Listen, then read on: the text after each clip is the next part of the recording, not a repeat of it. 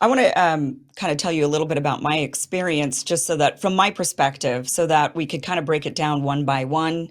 Um, as somebody who's lived in Venice Beach for years and been, I walk my dog 4 times a day out there and got to know many homeless people and talked to them personally, fed them, even had them use my shower at my apartment. I've had a lot of interaction. So I want to kind of break down a little bit of the things that I saw so that you can kind of walk us through what this, because I saw several different issues that would cause homelessness for a different individual. Each person's a little different, but there were some categories that people could kind of fit into. And I want to go through those categories.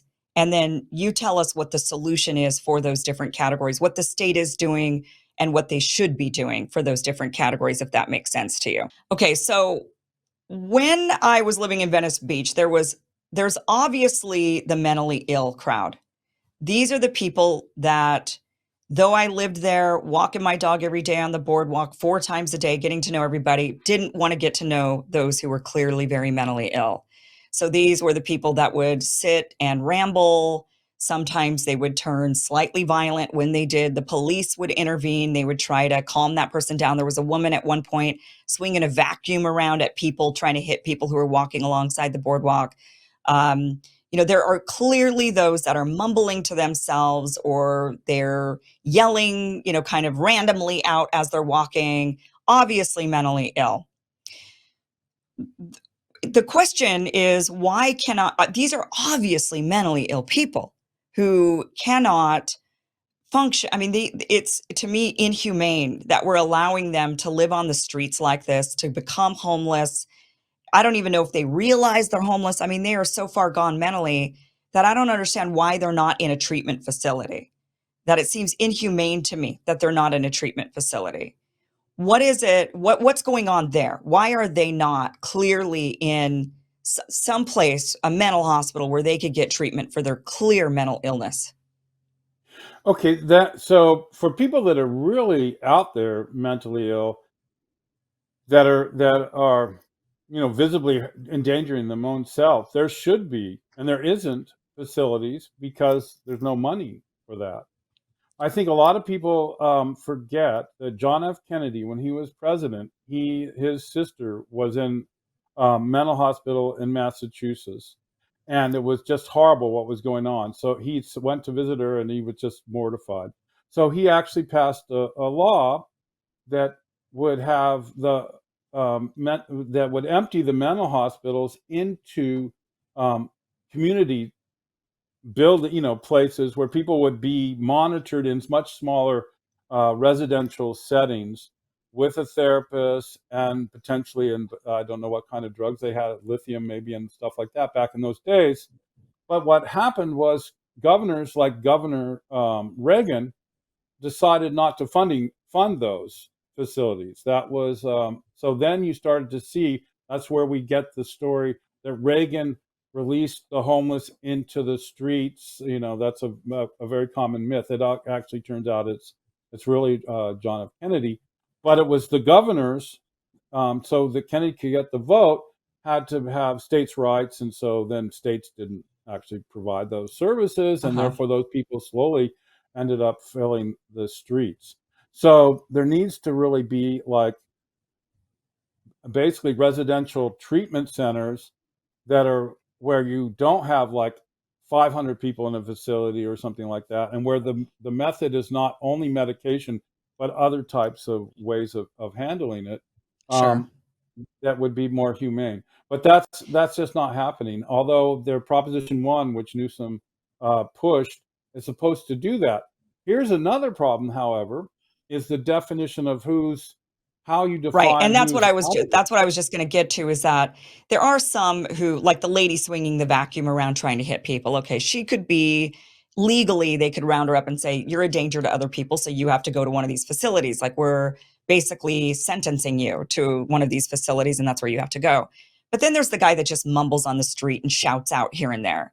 He's sitting there, he's kind of, wiggling back and forth, he's looking up in the sky, he's clearly far gone, but he's not a danger to other people. He's never tried to harm anybody else, and he's not trying to kill himself. And so then the legality gets in there, and the legal system says, well, because this person's not a danger really to themselves or to others, but they're so clearly mentally ill and they need treatment, they still say it would be against their civil liberties, right? It's against their rights to then round them up and basically sentence them to a mental facility. But I mean, there's got to be some, because I understand the issue of a family that just doesn't like a person, and I think we saw a lot of these people since 2016, since Trump was elected. I can imagine a lot of American family members saying, well, this person voted for Trump in our family. They're mentally ill and they need to be going into a mental facility. And they might actually try to commit that person. And it's not because of that person truly being mentally ill, but because they just don't like their politics, or they don't like something about them. Or of course, there's the greedy stories we hear about, people trying to commit family members because they're trying to get their wealth, right? There's a whole host of problems that come from the ability to just rip a person's rights away and throw them into a facility. I just wonder if there's some sort of a, some guardrails against retaliatory commitment, or trying to commit people for gaining their money, or getting rid of your spouse or something. I just wonder if there's, any solution to that. Yeah, that's a very difficult thing. So, for instance, I mean, at our meal, we have some very severely barely able to deal people that eat with us. Although, because we've been hanging with them for years, there would be long periods of time where they're completely functional and not, there's Uh, no problem, right? So, but then, so I have two friends that were committed recently, and they were actually very functional people. They were just unusual, and one was like an old 60s hippie in her 70s that could barely see, wore tie-dye, liked to smoke pot. But they somehow ruled that she was mentally ill, even though I've had her live in my backyard when I lived in another location, rented from another place, and she was perfectly wonderful. Never had a problem. But they took her to the state mental hospital, put her on psychiatric drugs, and then they released her after about 6 months. And she decided not to use the psychiatric drugs anymore, and she died of a heart attack almost immediately. So then, oh, the my other friend, who was in a conservatorship, he was in a COVID hotel. They came in about 3 in the morning, took him away, put him in mental hospitals all over the county, and then eventually um, he lost over 100 pounds in 6 months in the mental facilities. But the tragic thing is he lost all of his belongings. So he had all these drums. He had a website that he had made for 30 years that disappeared. He lost both of his vehicles, and he lost all his crystals and artwork. And now fortunately, he's off the streets now, but he could have been, just because he's unusual, it would have been fine to give him Section 8 housing, let him live in an apartment with his drums and his stones and everything, his minerals, and run his website. And he right. wasn't a bother to anyone. So this is The the problem, problem you have. Yeah. yeah, no, but I think the issue, what I'm hearing, and also what I've experienced in my own personal life, unusual people, who, as family members or people that are close to them, know this person has mental illness, and it's not just unusual, it's that they're mentally ill, and that mental illness has prevented them from getting a job. That mental illness has prevented them from being productive in society. So they become luckily in my family, we're a family, and we take care of each other in my family. It could be cultural, I'm Asian, it could be, whatever the reason is, right? We do take in people that don't work, and we take care of them and whatever, though, I look at my family members who are like that, and I think they're so lucky they have us as a family, because what if they had nobody? There's nobody, to help them. They would be homeless. There's no doubt about it. They would absolutely be homeless. Um, and it's unfortunately, it's not really totally a fault of their own. I mean, they have a legitimate mental illness that prevents them from sound employment and stable employment. And so there's got to be it's not just that they're unusual, that they're incapable of caring for themselves fully. Like they seem like they can. I think if people that just had interaction with them in small doses would say, what are you talking about? This person's totally fine. But those of us that interact with them on a regular basis would say, no, this person has flare ups. This person has delusions, or they quit their jobs because of it, or they get fired, or they get, they get evicted all the time. They get, there's like a lot of issues. That's a huge burden on family members. And what's, I think, the most frustrating thing as a person, even in this liberal state of California, that's supposed to be taking care of everybody, the commie state is what everybody claims, but it's not at all. There's very few services for people, and for family members who are dealing with this on a regular, daily, intimate level, there's like no resources for us either, right? So I understand it's a balancing act. I understand the argument. I very much understand, because I'm very much a freedom loving person. So I understand the argument of this person shouldn't have to be committed, or this person shouldn't have to be taken away to a place. But I also understand very intimately from a family member perspective that we as family members are put in an impossible situation where we have no resources, nobody to help us out, nobody to give us, we're told, put them, they're your responsibility. Either that or they're homeless. Yeah. And I don't want my Yeah, family members homeless. yeah, one of the big problems that we see is a lot of young people who are, come out as gay, for instance, and their families kick them out, and then they're going from place to place trying to find a place. So they're not like disabled and mentally in any way. They just have particularly young people. Or then you have all the foster kids that get, when turn 18 and you're just put out into the streets. So Right, right. there's not like or if No, you're I want to arrested get I in want to get jail. to those. I want to get to those Yeah. categories because I also met those categories. But the mental illness category to me is one of the most difficult. The mental illness and I would say Yeah. drug abuse category are the two most difficult to deal with, simply because not only are you dealing with a person that is incapable of providing for themselves and getting, their mental state, whether it be induced by drug abuse and addiction, or whether it be just actual mental illness, they're not in a position to, and I deal with both very much in my family. And so I intimately am fully aware of this and have dealt with it, and the frustrations and the stress as a family member, it's exhausting. I think it's going Yeah. to take 10 years off my life because of it, honestly. Um, so these two categories are, I think, the ones that people would like to see solved the most, is the drug abuse category and the mental illness category. The others we could I think we can figure those out a little easier, because that might be something, and we'll get to those. But what is being done about, so you're saying, so I understand the mental illness one. You're saying that, well, they had facilities, they got rid of the facilities, they tried these community facilities, which would definitely be better. I agree. I would not want my family members sent to a big hospital with 500, I'd want more of a community treatment center. But there's no funding for that. So these people aren't being sent there. But I think the big argument that's being used, and what's frustrating to me as somebody who's dealt with this over and over for the last couple of decades, is the argument of freedom versus treatment. It's freedom. Well, the person's free, they got to be free, versus the argument that this person needs treatment. My point of it is, I understand that, but at the same time, my freedom is severely limited by the fact that I'm constantly having to worry about family members who clearly need treatment, and the burden is now on me. I personally deal with this.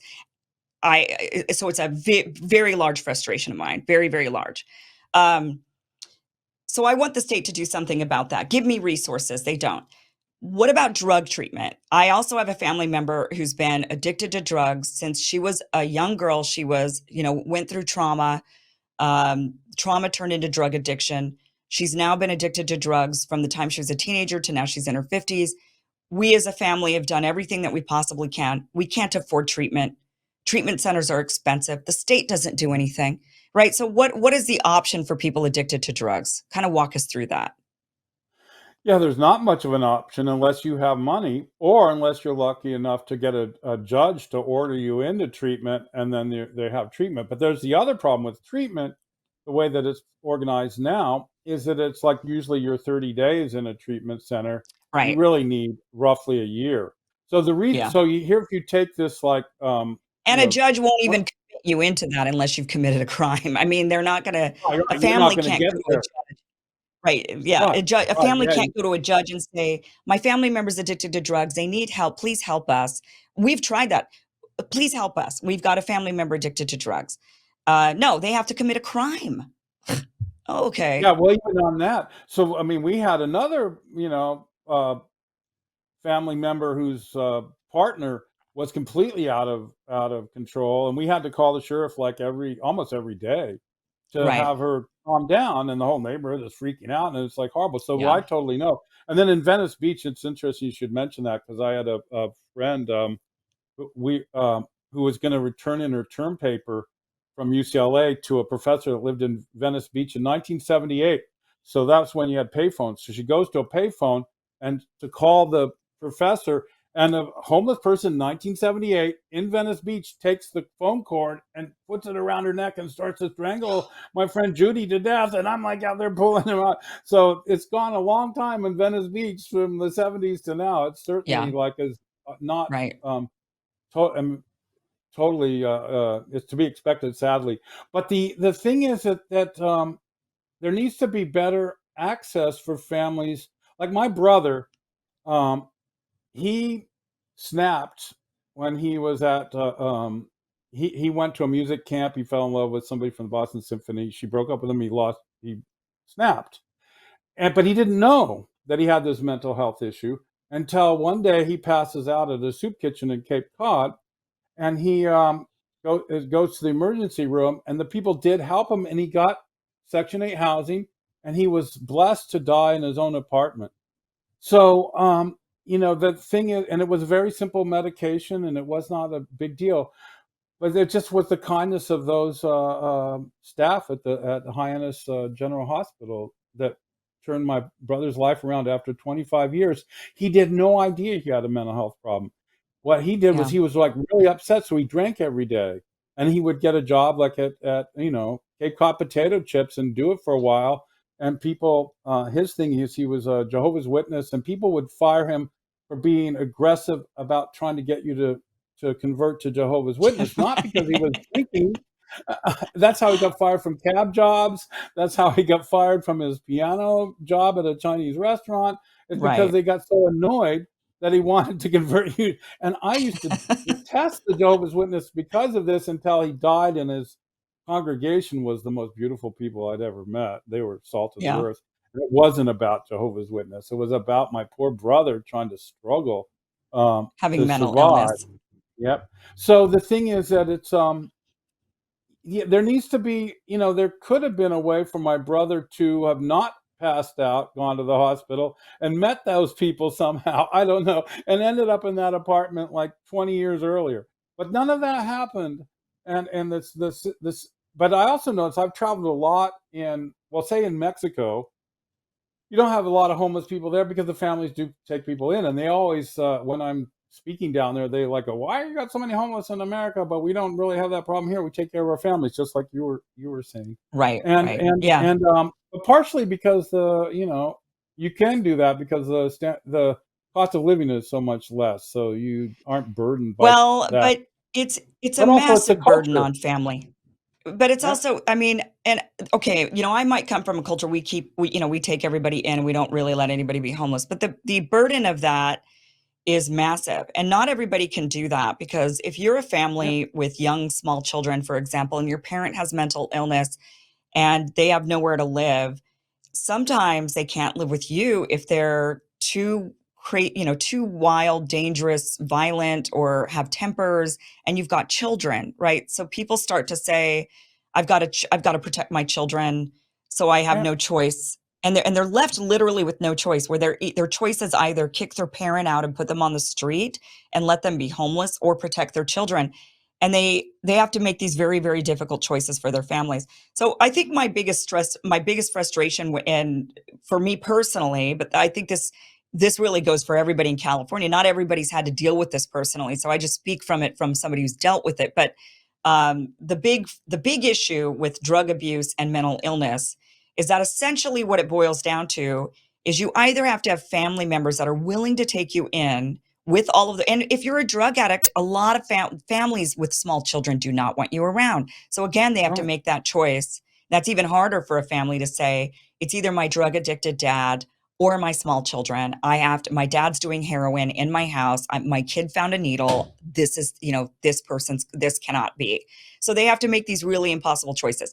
So as family members, you're left with either taking them in yourself, or you have to wait for them to commit a crime. I mean, that's what it boils down to with the state. The state Yeah. won't intervene until that person who's mentally ill or drug addicted has committed a crime.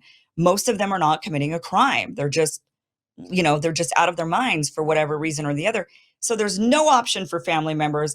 And not only is there no option for family members, but then the rest of us in the state of California have to live with it, right? We've got then this is what creates the homeless encampments and all of the people, wander. That's what's creating. That's part of the big problem. What percentage of the homelessness problem would you say is drugs and mental illness? We'll get to the other categories, but what do you think is the percentage of those two? Well, this is very difficult to estimate because, for instance, if you live outside, you're going to have a mental illness just by virtue of living outside, because you get post-traumatic stress disorder right away. Right. But if you're pre-mentally ill before becoming homeless, then I noticed, like, before the European Union had a single currency, you could travel Europe in the 90s, and you didn't see like tent cities or anything like that. Now you have, with migrants, you do see more of that. But their societies must have had the same amount of mental illness as we have here, and the same amount of drug abuse, roughly, as we had here. But they had there was a social safety net that handled all of it. So you could have studied like Germany or Belgium or something, and find out how do they not have huge homeless camps with the same percentage of mentally ill and drug addicted people. So the other problem, the amount of people becoming, so what, I broke my back like a few years ago, so I'm on a walker. So a lot of my homeless friends would go, oh, I had that same walker. And a ton of the people, unfortunately, would be put on pain medicine from a construction. I mean, I was amazed at how many construction workers I knew who broke their back doing construction, had a surgery, went on the pain medicine, and there was no adequate way to get off of it. So once they got cut off, then they like turned to street drugs and so on. And so there's a lot of all kinds of other reasons why people, or the coolness factor of being, that was a horrible thing of the 70s, 60s and 70s, where all of our rock star people got, did drugs. So we want to be cool. We're going to do the same drugs, things like that. So there's, so the way the whole society is kind of organized, it perpetuates these problems, where I think that if you took, like, for instance, the $800 billion that goes to the military, which is what the name of my group is, Food Not Bombs, and started spending some of that money on like actually studying how to resolve these problems, and then implementing the policies in a humane way, because you're thinking of all the people that are mentally ill and homeless and drug addicted as just people. And then so you have these, you try to figure out solutions for that, but we don't. We have the $24 billion in the state of California, and homelessness increased by at least 30,000 people during Yeah. that same period of time. Well, I think And in and Europe, and the money was they don't just have this. diverted the wrong way. Well, I think in Europe, they just don't, here in the United States, we do have a constitution. We uphold civil liberties and freedoms more so than they do around the world. So there might be, from my experience, there's laws protecting the individual more here in the United States than there are in Europe, making it really impossible for family members to say, this person, our family member, is addicted to drugs, or our family member is mentally ill and needs treatment. Most mentally ill people, in my experience, don't think they're mentally ill, and they refuse treatment. So if they're not a danger, and they're not harming themselves or other people, they can refuse that treatment. And the problem is, they're also unproductive members of society. They can't maintain jobs. So again, it falls on either they become homeless or the family has to take them in. And if they're mentally ill, the family has a hard time taking them in for a variety of reasons. So it's, you know, it's that's such a difficult issue to solve. That one in particular, I think, is very, very challenging to solve. And I think that's the issue that we're running into with this homelessness cleanup campaign that's gone on here in California. As you mentioned, not a single one of the people offered shelter took it. What we're seeing in the state so far is that 10% of the people who are offered shelter from these encampments are taking it, only 10%. Now, I understand that there's this other issue. You're saying, well, but there's, you know, they're moving people out of shelters in order to put people in. I think that's a slightly, you know, that is definitely a problem. It's a little bit different than the problem of rejecting. What is it about? Why are they rejecting? Is there something that homeless people would, you know, that the fact that only 10% are accepting it leads me to believe one of two things. One, 90% of the people who are rejecting are mentally ill or on drugs, and they don't know any better. You know, they're not making decisions that are good for themselves. And so they're no longer capable of doing that. And when they're offered shelter and when they're offered something, they say no because their mental illness or their drug abuse makes them think that they should say no to something like that. That leads me to believe that. Or it leads me to believe that they're now I want to get to the next category of homeless that I met when I was living in Venice all those years for about a decade was the freedom loving crowd. There is a crowd Right. of homeless that really don't have to be. I mean, they're not mentally ill, they're not on drugs. Um, they don't like the man. Yeah, I met quite a few of these that I just don't want to work for the man. I don't want to be controlled by the man. I'd say get a job, you know, like one of them was he did have an apartment next to mine at one point, lost the apartment because he refused to get a job. Essentially, he was kind of doing gig jobs and couldn't make it work and ultimately couldn't pay the rent. So he went and got a van and lived the van life for a while and then ultimately got into drug, you know, then unfortunately, as you said, kind of being homeless creates mental illness because it starts to, you know, it's very frightening living on the streets. He would explain to me how it was dangerous, it was violent, and he kind of, I think, started to self-medicate more and more until he got to the point where he was they wouldn't let him have his van there anymore, right? They put the laws against parking your RV or van overnight in certain spots, and that kind of led to he was on the brink of actually having to become homeless until his family again swooped in from all the way across the country and made him move. But you know that was kind of one. But when I'd ask him, why don't you just go get a job? Like just go get a real. No, I don't want to work for the man. You know, I don't want to be controlled. I love my life here on the beach. I'm living my best life, like out here like this. This is cool. But then he'd come use my shower, and I'd be like, look, I'm sick of it. You know, you can't keep doing this. Right. I got fed up, right? So um how that there is that crowd, right? What do Right. we and then there's I think another crowd, and that is those that I think there's a lot of trauma in their past, a lot of trauma from being either foster kids that got shoved out on the, you know, once they turned 18, they had nobody and they have no support system, no fabric of, you know, there's no social fabric system for them. They don't have family members to even go to for Christmas. They don't have any, I mean, they're just the abused, the downtrodden, those that and they were also never taught because of the system that they were in, they were never taught how to get out of that situation. You know, they were never they didn't gain those skills. They didn't have a parent sitting there saying, "Hey, go get a job, you know, go do this, go do that." They didn't have any of that. So then there's that group. And again, I think a lot of them do turn to drugs to self-medicate. They're not crazy, they're not really drug addicts, but you know, there might be just kind of a bit of a self-medicating thing that go, you know, if life sucks so bad and you're on the street, you might as well have a drink. You know, I think that's Right. what a lot of people kind of turn to. Would you say that that's like a pretty good categorization of people? And then there's the other group, I think, that is chronically homeless and they go in and out of homelessness, which kind of tends to be that last group a little bit.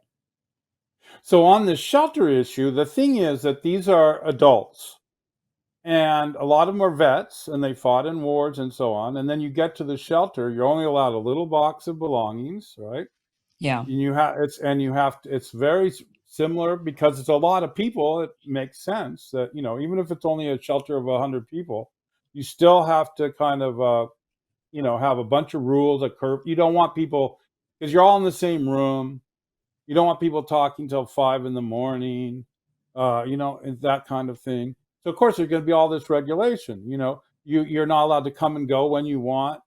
It's very similar to a minimum security jail, and that's what Okay. people perceive it as. So they don't want to do that. There's one uh, the, in San Diego. They're making a shelter with where it's 715 people in one room on bunk beds. Imagine having to sleep in a room with 715 other people.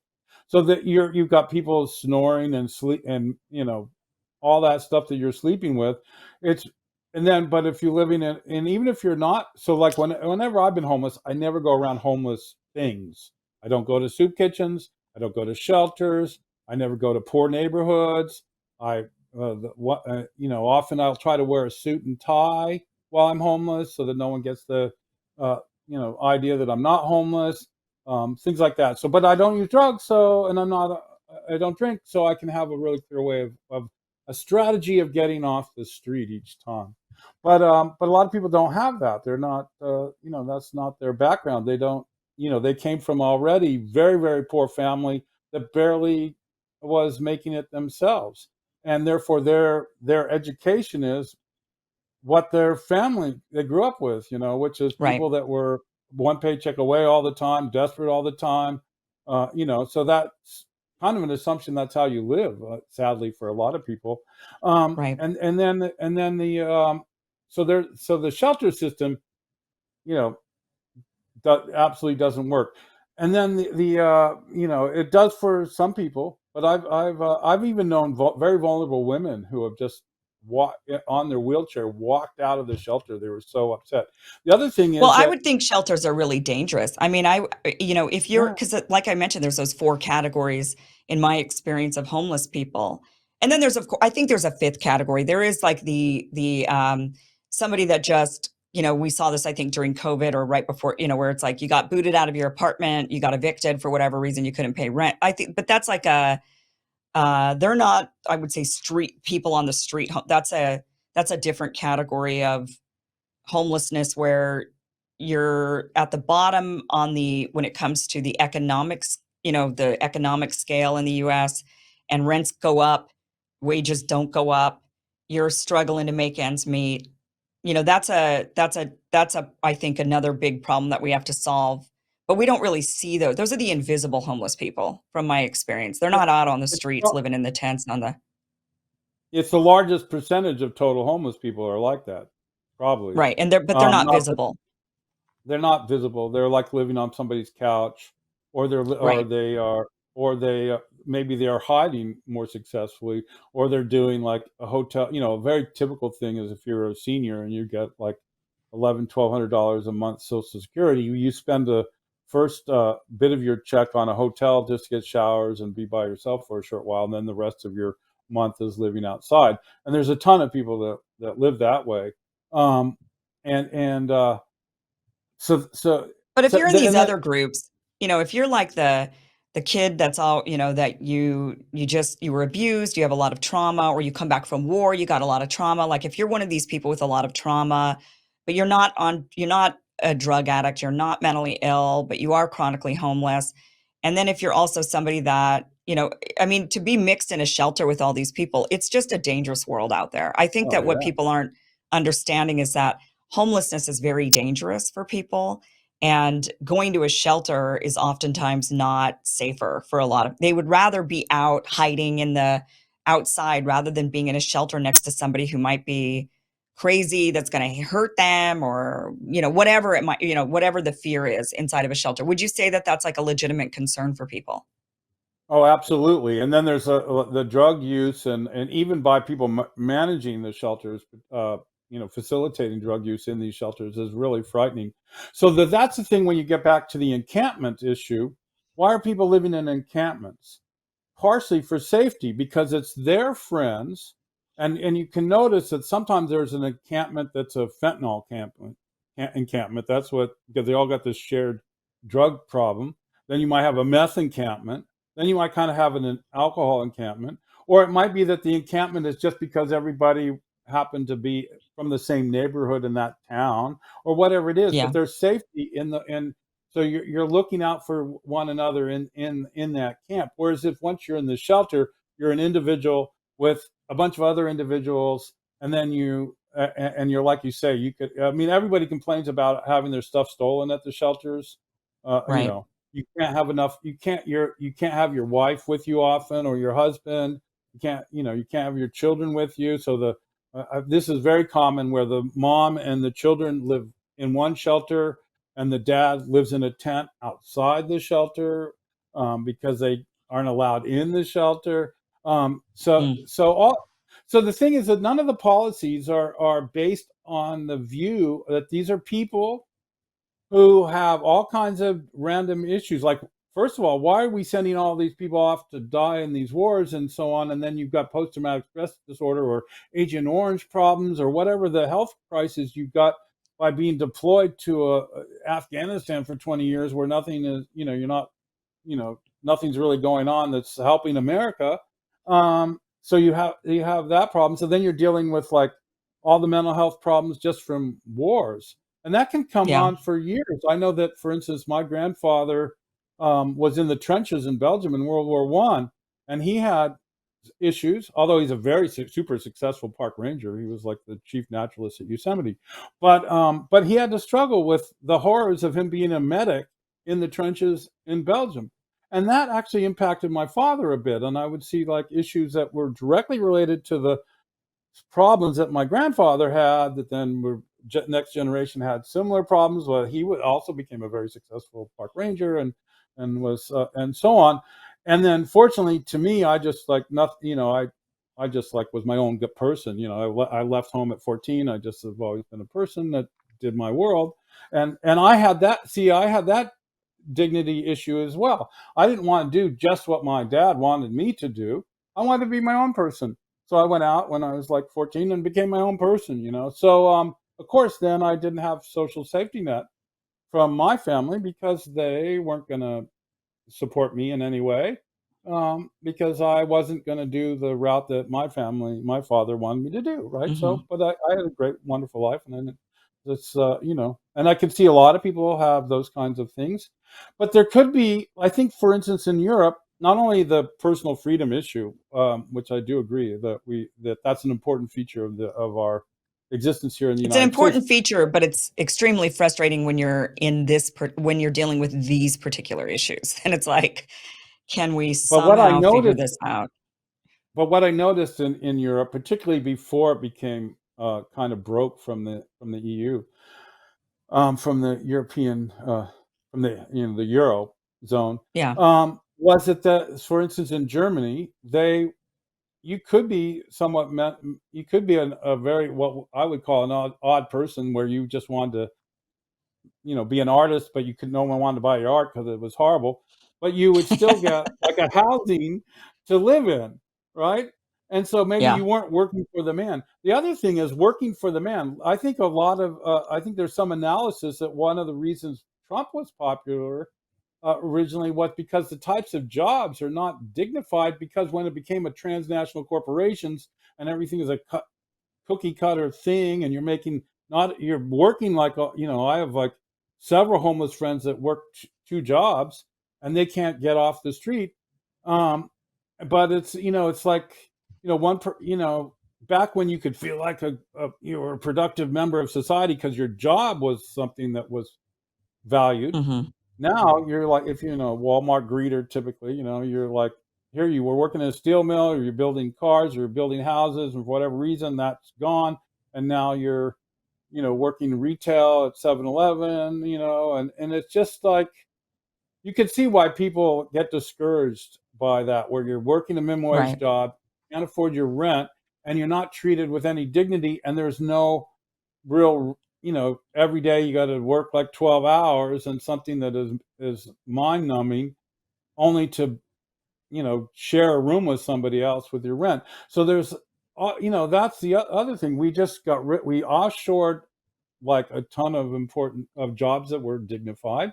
The economy has been really rough, so that like construction job. Well, now they're back, fortunately, a lot of construction jobs, but there's been times where there was not that kind of work to do, Right, um, right. and so on. So there's a if we just saw like the people that are now, because that's also what is going on from 1980 to now.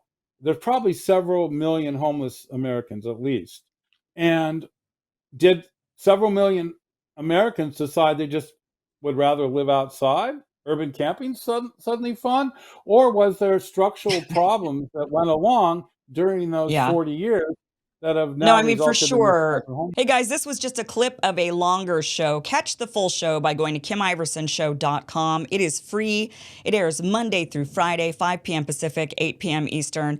You could go back now and watch this full interview. I highly recommend it. Again, go to KimIversonShow.com. Thank you so much for watching.